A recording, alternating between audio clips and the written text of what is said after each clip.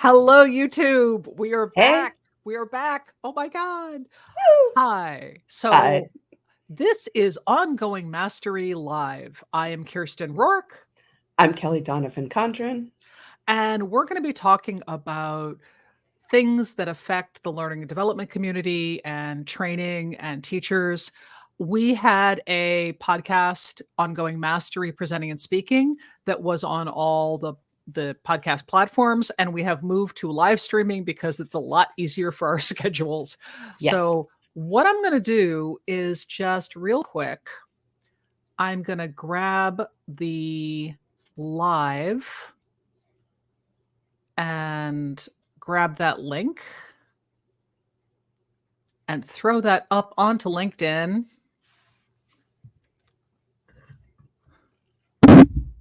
There we go. It's up on LinkedIn in a really clumsy, horrible way. Close enough for government work, as my mom would say, who worked in government for a long time and My all of dad's. that. Okay. So we're back. We're doing the new thing. Kelly, we are Hey. talking about remote work and hybrid work and the back to work movement today. Yeah, we are. So you, the queen of all things research, pulled a bunch of resources, which we will put into the comments, that we were using as reference points. I want to start out by saying that I recognize my bias in this regard because Hmm. I have been a remote worker for a very, very long time. Yeah. So I have a natural cynicism in the people can't be really good at remote work because it doesn't build culture, it doesn't do this, because that's not my experience and that's not the experience of people I've been training and working with. Yeah. Um, what when you and I were talking about this and getting set up, you said there was a particular NPR thing that you wanted to mention. So can you bring Yeah. that up?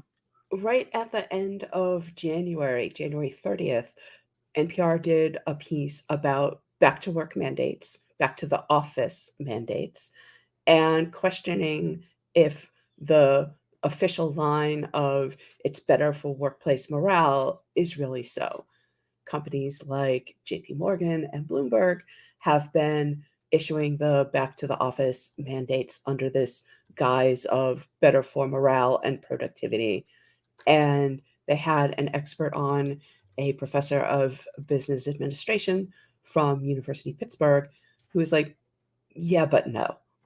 Basically, that that it's largely a cover for these companies not performing in the stock market as expected. And they're sort of blame shifting the responsibility to productivity in the office because of remote work when that's not the problem.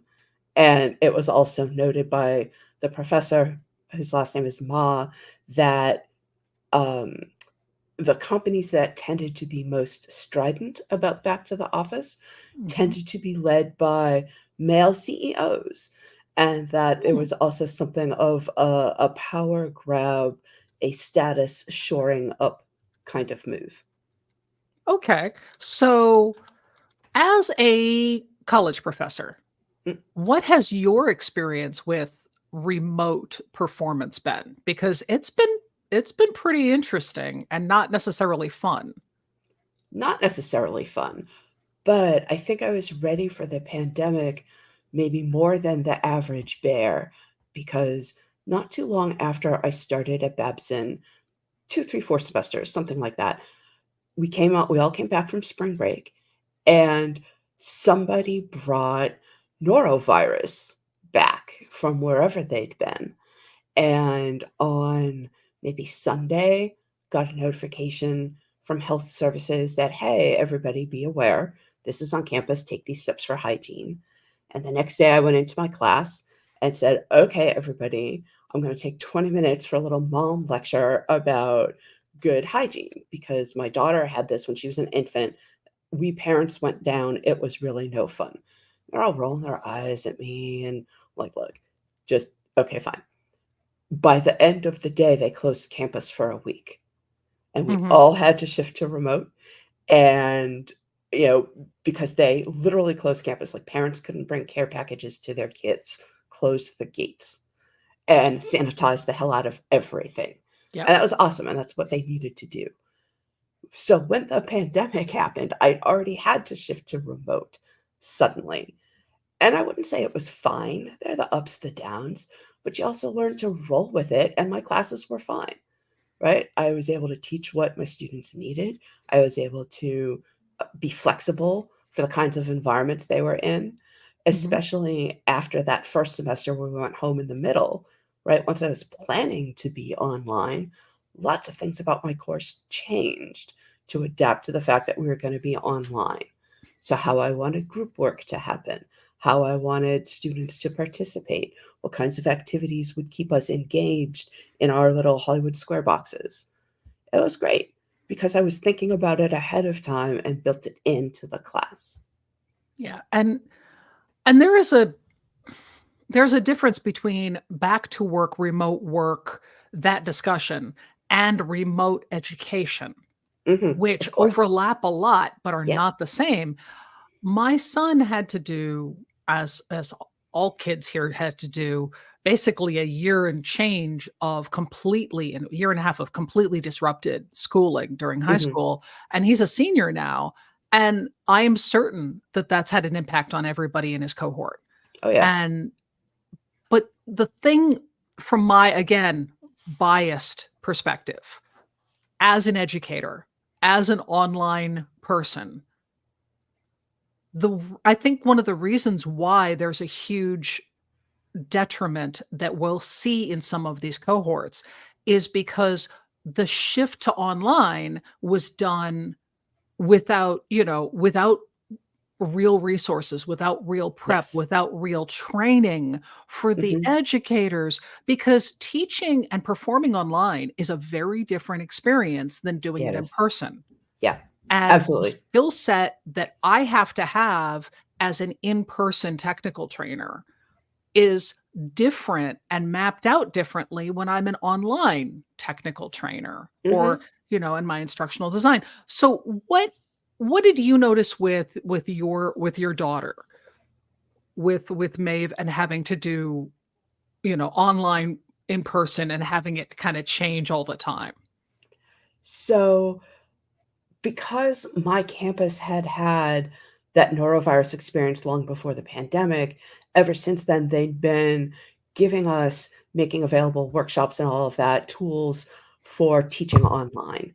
And we're in New England, and so the occasional blizzard and whatnot, right? And so having an assumption baked into your class that you might need to be online for rapid and unforeseen circumstances made it easier for us. Yeah. And our daughter, I'm not clear that her high school had already established that training for her faculty. So at the beginning, it was pretty dang chaotic. And it was just as much the faculty in the boat as the students. And it became clear over the summer that they got some training. They had a chance to breathe and plan. And then things were fine.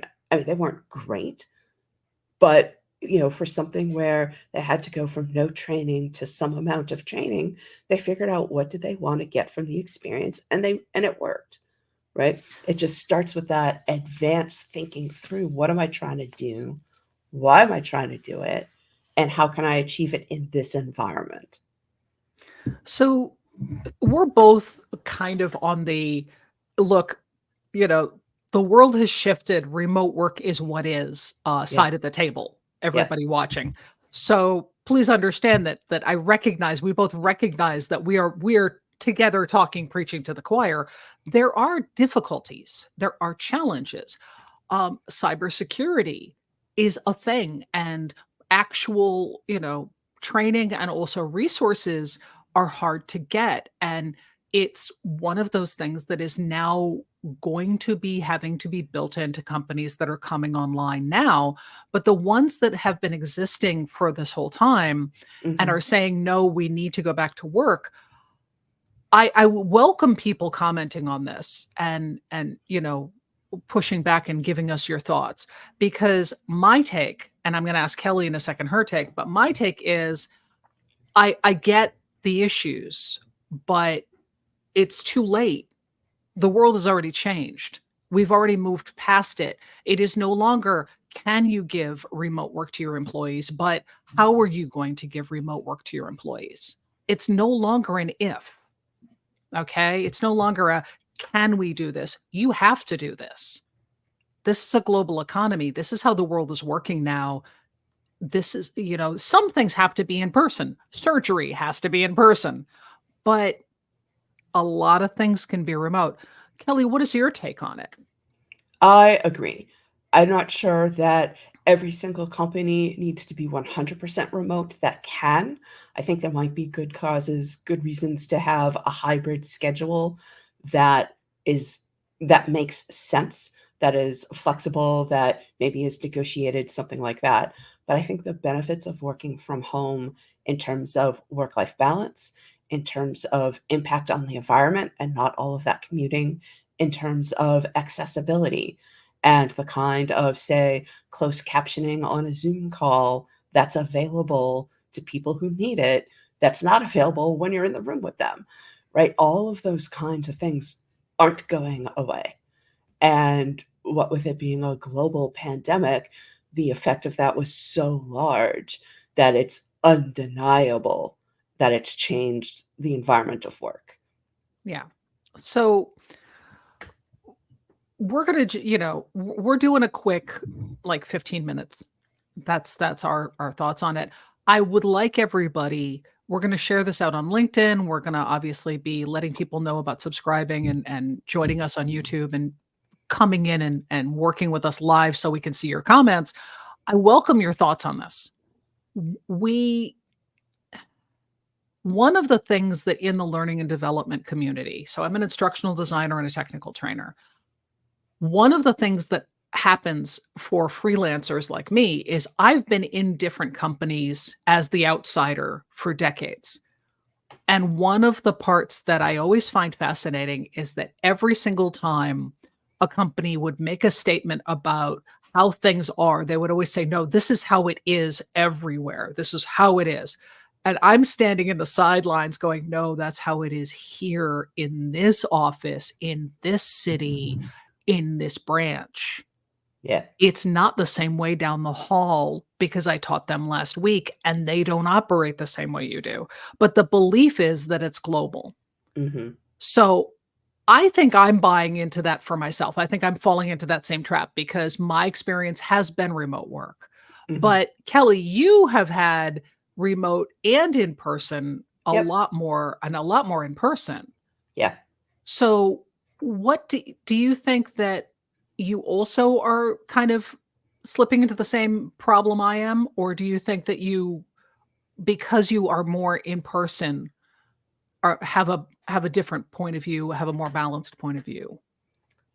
I think I have a different point of view, but not because I'm more in person versus online remote, but because of I'm in a different industry, right? I'm in higher ed. And so just the conversation can be really different there as opposed to industry, as opposed to office-based knowledge work, Yeah. right? Um, yeah, I prefer being where all of my students are comfortable. So if that's online, then that class is better. If that's in the classroom, then that class is better. And it's in part not up to me. It's up to me to bring the best experience I can bring for the environment we're going to be in. But that doesn't, the environment we're going to be in is something of a negotiated space, I would say. So as somebody who has been an educator for a very long time, what would you advise other adjunct professors, other trainers, other teachers for, you know, a lot of folks have never had to do what you do. They've never had to be in both worlds. Mhm. What advice would you give people whose gut instantly goes, "Oh my god, that's beyond." What do you advise? trust yourself and trust your people, right? Aside from the scary factor of I could never do that online, talking directly to the camera the whole time. Aside from that, do you know your shit?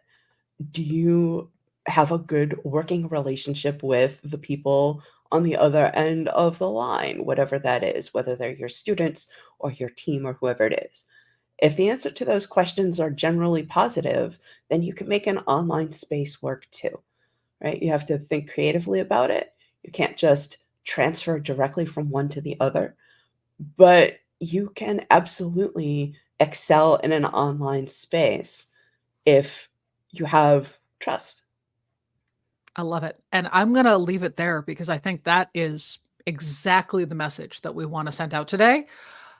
So, this is the new version of the podcast, live streaming conversations. Come join us, give comments, give feedback, and every Friday at 10 a.m. Eastern, we will be here on the YouTube doing the thing. Please like and subscribe. Thank you very much. Have a good one. Cheers.